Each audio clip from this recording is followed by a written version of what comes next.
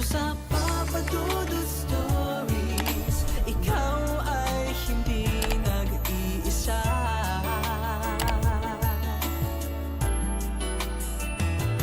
Dito sa Papa Dudut Stories, may nagmamahal sa'yo. Papa Dudut Stories, Papa Dudut Stories. Dear Papa Dudut, sa lahat po ng mga nakatutok ngayon, huwag pong kalimutan mag-like, mag-share at mag-subscribe. Maraming salamat po sa inyong lahat.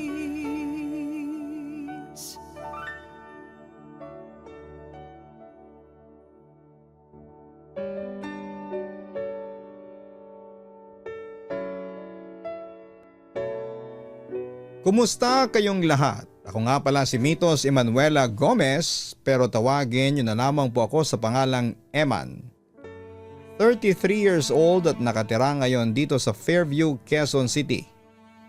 Dalaga pa ako dahil bukod sa focus ako sa aking career bilang virtual assistant, ay hindi ko pa natatagpuan ang aking soulmate o yung tinatawag nating the one. Kaya obviously, sa mga nag-i-expect ng love story sa akin ay pasensya na kayo. Dahil ang ibabahagi ko sa inyo ngayon ay isang kwento ng kababalaghan na totoong nangyari sa akin 15 years ago. Papa Dudut, galing ako sa isang probinsyang malayo sa mainland. Hindi ganon ka-remote, basta kung gusto mong makaluwas sa kalapit na probinsya ay kailangan mo pa ng barko o ng eroplano. Samantala katulad ng karamihan, lahat ng uso gusto kong sabayan. Cloud chaser ba kumbaga. Kaya nang biglang bumalik sa uso ang mga DJ cam ay parang merong udyok sa loob ko na hindi ko maipaliwanag. Hindi lang inggit, may halong sabik. Hindi ko talaga kinaya, kailangang meron din ako. Unang attempt kong makabili, 18 years old pa lamang ako noon. Doon pa ako sa trading site na Carousel pa ako noon natingin ng Digicam kasi hindi pa masyadong uso noon ang mga nagpo-post ng Digicam shops sa Instagram or sa Facebook. Ang binili ko ay 6K na Fujifilm Finepix 6800. Napaka-aesthetic talaga ng itsura. Rare find at vintage yung output.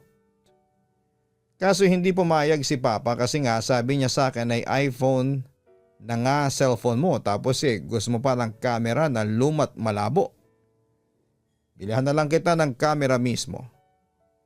Hindi naman talaga ako into photography para bilihan ng DSLR kaya tumanggi ako. Ayon, pusa na lang ang binili ko sa pera na pinadala ni Papa.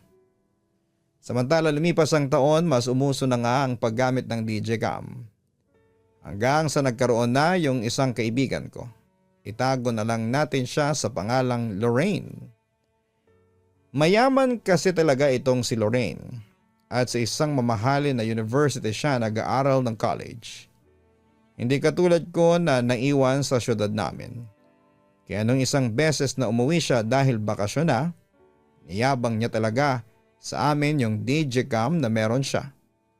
Binili niya raw sa Manila at agad naman namin ginamit noong gumala kami para mag-catch up at mag-bonding. Hindi nga nagtagal ay nagkaroon ako ng opportunity na mapasyal sa Maynila. Saglitan lang. Parang dadaan lang talaga ako sa Maynila kasi magbabakasyon ako sa side ng family ni Papa sa Pampanga.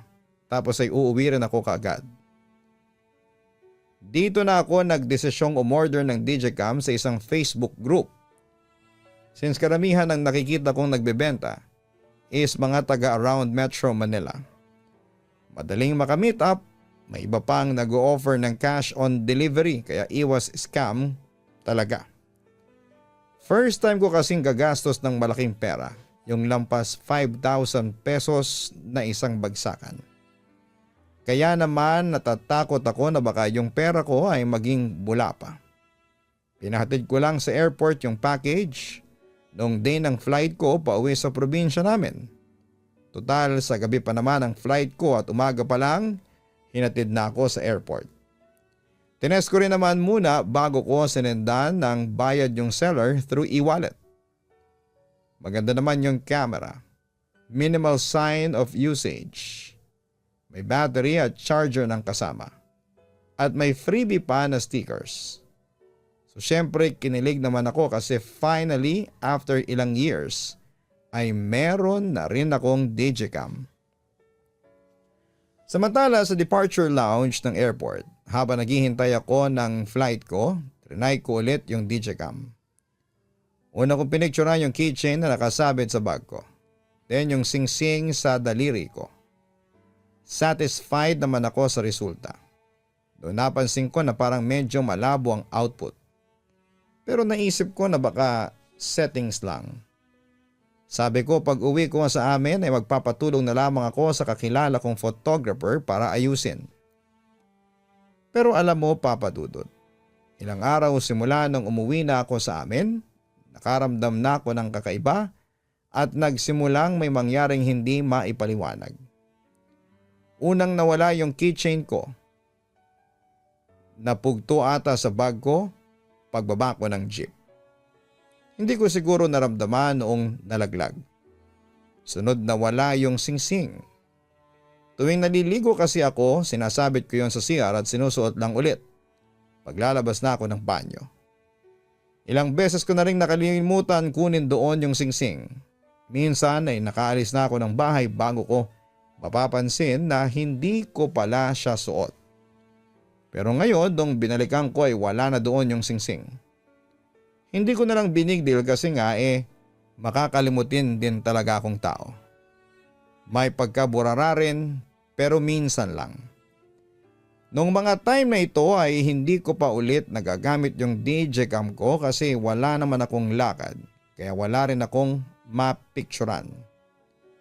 Noong isang beses na kumakain ako ng hapunan habang binubutingting yung settings ng camera. Lumapit yung alaga kong pusa at umupo sa mesa. Katabi ng plato ko na para bang nanlilimos ng ulam. Pinagtsaron ko siya gamit yung camera ko. Cute eh. Ilang araw ang lumipas, hindi na siya umuwi pa. Outdoor cat naman siya so sanay gumala. Sabi ko kay mama uuwi rin niyang si Miming pag gutom na siya. Pero after a week, nung hindi pa rin siya umuwi at naniwala na ako sa sinabi ni mama na nawawala na ang alaga naming pusa. Trinay naming hanapin, pinost pa sa Facebook baka sakaling may nakadampot. Pero wala talaga. Hindi na siya nakita ulit. Nakakalungkot pero pinagdasal ko na lamang na sana ay nasa mabuting kamay ang pusa ko. Doon na rin ako nagsimulang mag-isip.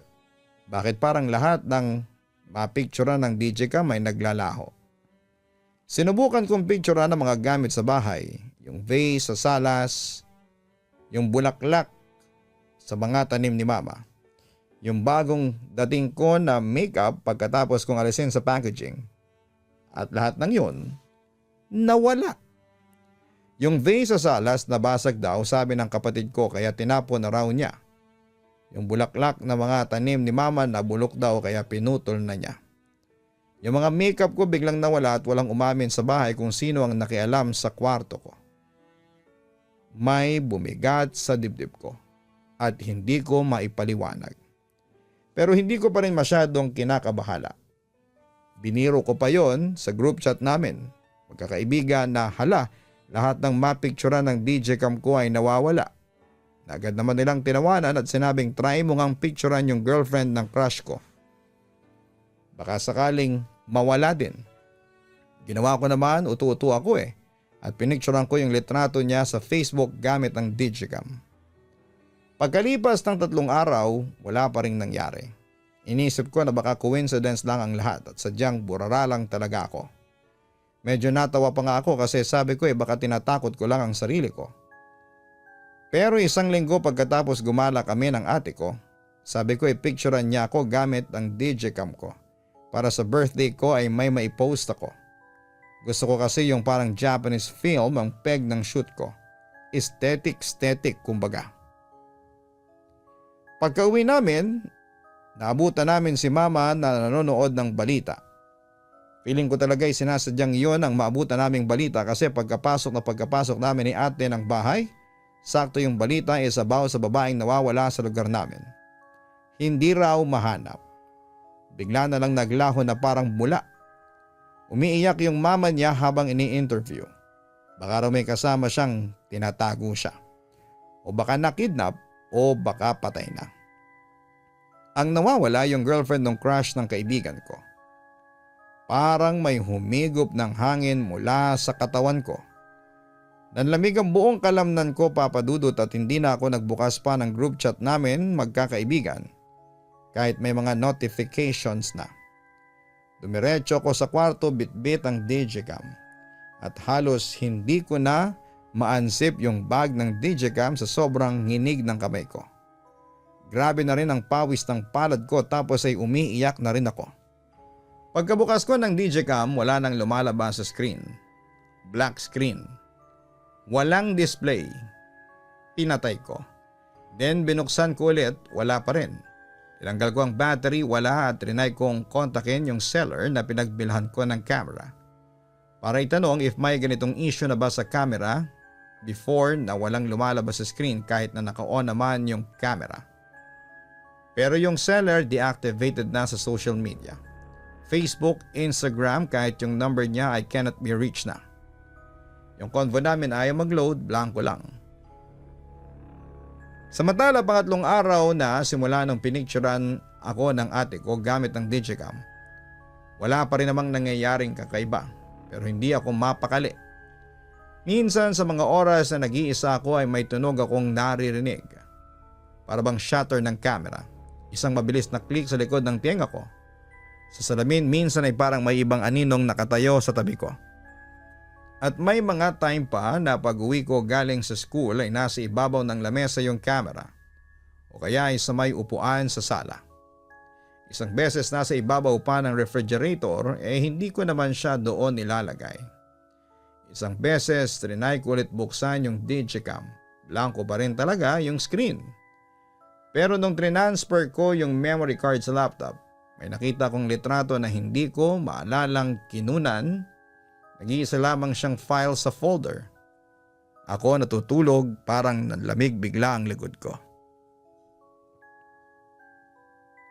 Hindi ko na binuksan muli ang digicam. Wala rin akong lakas ng loob na itapon ito. Nilagay ko siya sa ilalim ng kama ko at nakabalot sa tela, pero gabi-gabi ay parang naririnig ko siyang umuugong.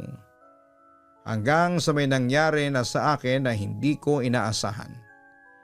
Isang araw ay nagising na lamang ako na nalulugas ang buhok ko. Natakot ako at nataranta kasi syempre ayokong makalbo. Pero Papa Dudut, nakalbo ako. Agad akong dinala noon sa ospital at sinuri ang ulo ko, normal naman daw ang scalp ko, sabi ng doktor. At ang pagkalugas ng buhok ko ay dala lamang daw ng matinding stress. Pero sabi ko naman ay napaka-imposible naman yatang malugas ang lahat ng buhok ko. Sa kabilang banda ay pinayuhan na lamang ako ng doktor ng gamot para mabilis na humaba ang aking buhok. Samantala, pag-uwi sa bahay ay iyak ako ng iyak.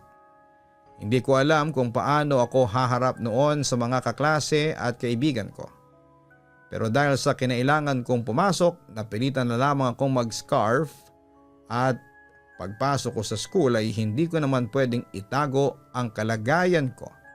Kaya sinabi ko na lang na on medication ako, kaya ako nakalbo. Sa kabilang banda ng gabing yon ay nagulat ako nang biglang nagliliwanag yung ilalim ng higaan ko. Sinilip ko yon at nagulat akong bukas yung digicam. At ang litratong naroroon sa screen ay yung litrato ko na kinuna ng ate ko. Kaya pala ako nakalbo kasi sa litrato ay lugay-lugay ang drama ko. Para bang akong model ng shampoo. Dahil dito, Papa Dudut, ay sobra akong natakot. Naibato ko ang digicam pero hindi ito nasira at nag-black screen lang ulit. Sa puntong yon ay tinago ko na yung digicam ko sa isang box at natabunan na ito ng mga damit kong hindi nagagamit. At pagkatapos noon ay sinubukan kong kalimutan ang nangyari sa akin. nag-move on na ako, Papa Dudut. Hanggang sa nakalimutan ko na ang Digicam ko. 1 year after kong mabili ang Digicam, that time ay mahaba na ulit ang buhok ko at masaya na ulit ang buhay ko. Ang buong akala ko ay hindi na ako makakaranas pa ng kababalaghan. Pero Papa Dudut, nagkamali ako. Papunta na ako sa bayan para maghulog ng pera sa isang remittance center. Inutusan kasi ako noon ni Mama na ihulog yung pera para maipadala sa mga kamag-anak namin na nasa kabilang probinsya. Kailangan na kailangan daw nila ng pera at naawa naman si Mama sa kanila. Samantala pauwi na ako galing sa remittance center nang may nakasalubong ako sa daan na isang lalaki na ang suot ay mga nasa 70s or 80s. Matangkad siya mula ulo hanggang paa. Ibang itsura niya pero naisip ko na bahagi siguro yon ng buwan ng wika. Mga August kasi yon. Nagtataka lamang ako wala siyang kasama at mukha namang hindi siya estudyante. Mga nasa 25 hanggang 30 years old siguro siya. Inikot ko ang mata ko sa paligid kung napapansin din ba siya ng mga tao sa paligid pero mukhang ako lamang ang nakakakita sa kanya. Nang malapit na siya sa akin ay bigla siyang tumingin sa akin at ngumiti at medyo creepy yung ngiti niya. Kahit na may itsura naman siya. Pero napansin ko kaagad na may hawak siyang Digicam na kaparehas ng model ng Digicam ko. Siyempre nanlamig at nanigas ako habang naglalakad. Ang hirap ihakbang ng paa ko at hindi ko alam kung bakit. Nang makalampas na gustuhin ko mang lumingon ay hindi ko na magawa, Papa Dudut. Diretso lakad na lamang ako at hindi ko alam pero pakiramdam ko ay hindi siya good sign. Ewan ko. Hindi ko alam kung bakit yon ang naisip ko pero kaagad ko din namang binaliwala at naadik pa akong tumaya ng tumaya kahit sa sulok ng puso ko ay may kung anong nagpipigil sa aking tumaya. Hindi ko ito pinakikinggan. Hanggang yun na nga, naloko na nga. Halos mabaliw ako sa kakaisip na paano ako makakabawi. Sinabayan pa na iniwan ng jowa at dahil sunod-sunod na gabi akong hindi makatulog ng ayos. Nakatulog ako ng malalim, yung sobrang himbing at dito na nag-umpisa ang lahat. Sa aking panaginip ay may nakita akong mga kuko. Yung parang mga kuko sa ibabaw ng dagat o ilog magkakadugtong. Pinasosyal lang na parang sa resort ganon. Sana na-imagine ninyo. Pagkakaiba lamang ay parang nakalutang siya pero meron siyang poste ng kahoy sa ilalim ng bahay. Yung pinakapaan niya ay sobrang haba na hindi mo makikita kung saan ang dulo nito. Medyo mapula na yung lugar na yon, pailalim at madilim. Sana'y nakuha ninyo. Nasa loob ako ng isa sa mga kubo na yon at madaming tao at mukhang may party. Maya-maya pa ay may lumapit sa akin at inaya ako na makijoin sa kanila. Isa itong nilalang na alam kong hindi tao. Pero sa halip na matakot ay sumama pa ako. Matatamis ang mga salitang binibitawan niya. Hindi ko tanda ang sakto niyang sinabi pero parang ganito. Halika, sumama ka sa amin dito. Paliligayahin ka namin. Takasan natin ang mundo mo na puno ng pasakit. Basta may word siya na takas at ligaya. Yun lamang ang naaalala ko. Nagawa pa niyang baguhin ang anyo ko na maging sexy. Feeling ko ay ang ganda-ganda ko at kakit-akit. Pati ang suot ko ay sexy din. Night dress, color black. Maya-maya pa may mga dumating na may dala mamahaling alak na ninakaw pa daw nila. May party drugs din, sigawan lahat. Tugtugan, sayawan, inuman. Nasa gitna ako ng maraming tao. Kasayaw ko yung nilalang na hindi ko mawari kung tao o ano. Mas malaki ito kumpara sa iba na naroroong mga lalaki. Matangkad, brusko ito. Habang nagsasayaw kami, hinapit niya ang braso niya sa likod ko, idiniin niya ang katawan niya sa akin. Ang isang kamay naman niya ay hinatak ang hita ko para pumulupot ito sa pigi niya, kasabay ng paghalik sa liig ko. Ramdam ko ang pagkalalaki niya. Sumasabay sa saliw ng tugtugin ang mga mahihina kong pagdaing. Maya-maya pa ay nahiga na kami sa gitna pa din ng maraming tao sa higaan. Nang makahiga na kami sa papag ay hindi ako sigurado kung may sapin man lang ba kami o wala. Basta ang nakita ko ay nakadagan siya sa akin, nakahawak ako sa mga braso niya. Umangat siya bahagya paupo sa harapan ko na nakayuko at nilabas niya ang kanyang galit na alaga. Sa budong yun ay pumalag ako pero sadyang malakas yung nilalang. Kaya humingi ako ng tulong. Pero ang bilis kong nawala ng lakas. Kaya sa huli hindi na lamang ako pumayag, Papa Dudut. At habang may ginagawa sa akin, napalingon ako sa tabi ko. Doon ay nakita ko ang DJ cam ko na nakasabit daw sa tripod at nagre-record ng mga ginagawa namin. Nadala naman ako sa ginagawa sa akin ng nilalang. Naghahalo yon, paubaya, hilo at hindi ko maintindihan pakaramdam. Sabi pa nga niya gusto mo ba yan? Hindi ako sumagot at puro daing lamang. Humahalakhak siya ng napakalakas. Kasabay ng daing din ng iba pang mga nasa loob ng kubo na yon. Walang nakikialam sa amin dahil ganon din sila, may kanya-kanya silang ginagawa. Halos mawala na ako ng malay sa panaginip ko. Nang magising ako akala ko ay nasa real world na ako pero na-realize ko din agad-agad na hindi pa pala. Naroroon pa rin ako sa kubo. Wala nang tugtog. Lahat ay nakahiga na sa sahig. Dumadaing pa din pero may mga saksak na. Duguan ang katawan. Lahat kami nakahiga at naghahalo yung pawis, alak at dugo sa katawan namin. Hindi ako makatayo.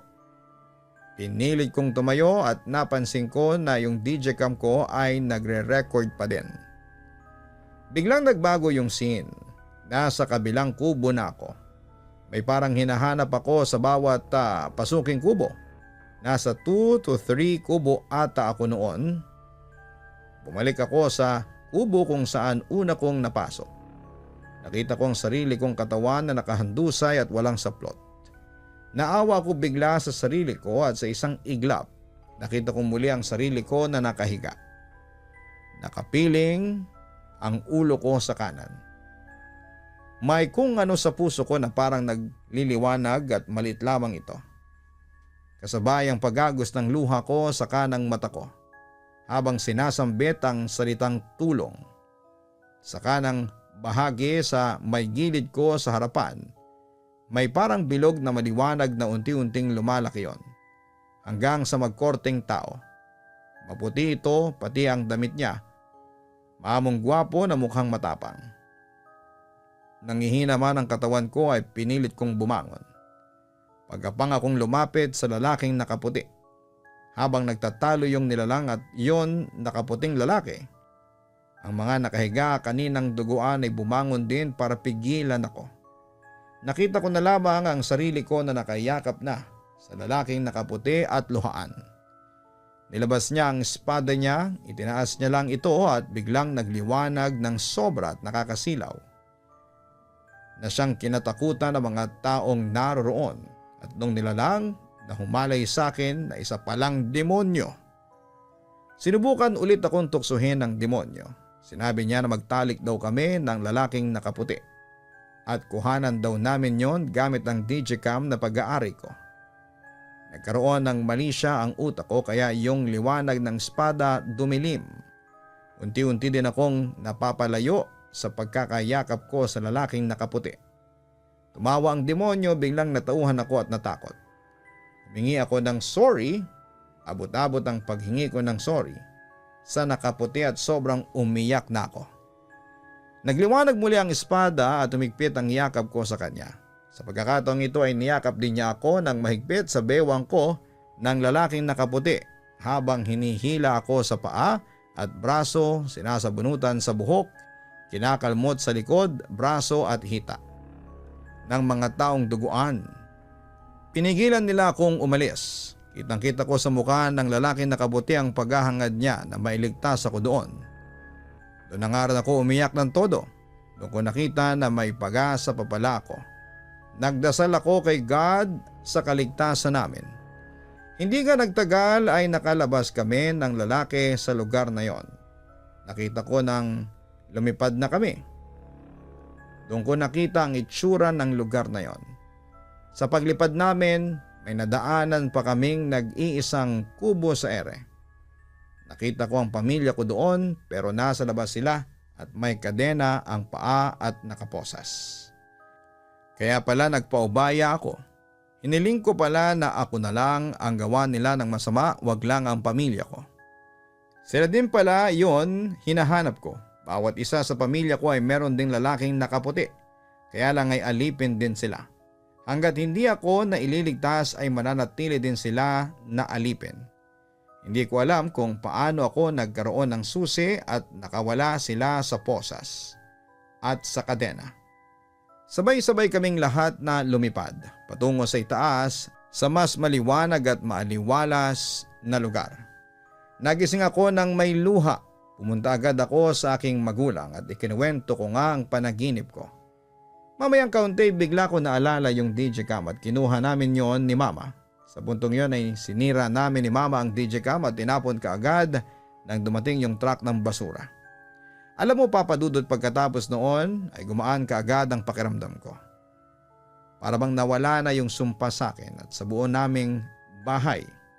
Kaya naisipan ko at kumbinsido ako na nakabili ako ng DJ cam na may sanib. At sa awa ng Panginoon ay hindi ako tuluyang napahamak ng dahil dito. Sa ngayon po papadudod ay maayos naman ang lahat sa buhay ko. So far ay wala naman akong nararamdamang kababalaghan at etong experience ko ay madalas ko na lang i-share sa mga kaibigan ko. May mga naniniwala at meron ding hindi at nagkataon lang daw yon. Ganun pa man, ang importante ay tahimik na ang buhay ko at wala nang takot sa aking dibdib. Hanggang dito na lamang po papadudot. Maraming salamat at magandang gabi po sa inyong lahat. Magandang araw o magandang hapon. Lubos na gumagalang, Eman. Maraming salamat kay Eman sa ibinahagi mong kwento sa amin. Ayon nga sa mga paranormal experts, may mga bagay na sinumpa lalo na kung ang mga may-ari nito ay patay na. Sa mga bibili ng second-hand item, siguraduhin ninyo muna ang history ng item na bibilhin ninyo, ang pagkakakilanlan o pagkataon ng may-ari. Kapag kaduda-duda ay huwag ituloy ang transaction. Maging mapagmatsyag sa inyong paligid at huwag basta-bastang magtitiwala. Lalo na kung ang tao ay mabuladas o mabola. Think twice before making decisions.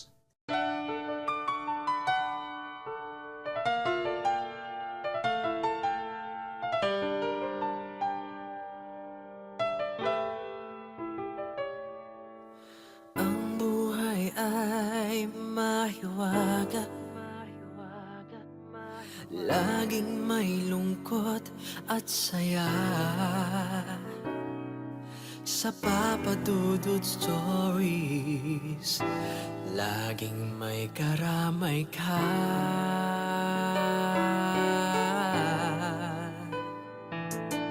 Mga problemang kay bigat, dito ay pakikinggan ka. Sa Papadudod Stories, kami ay iyong kasama. Dito sa Papadudod Stories, ikaw ay hindi nag-iisa.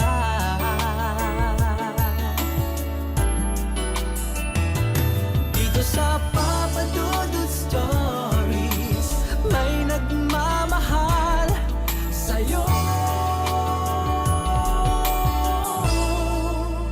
Papadudod Stories,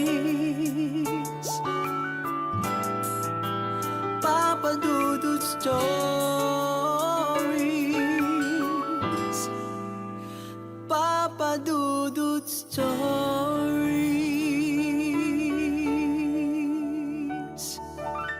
Matakot, kabahan sa mga kwentong nakakagimbal sa Kaistorya YouTube channel. with Daily Post at 7 p.m.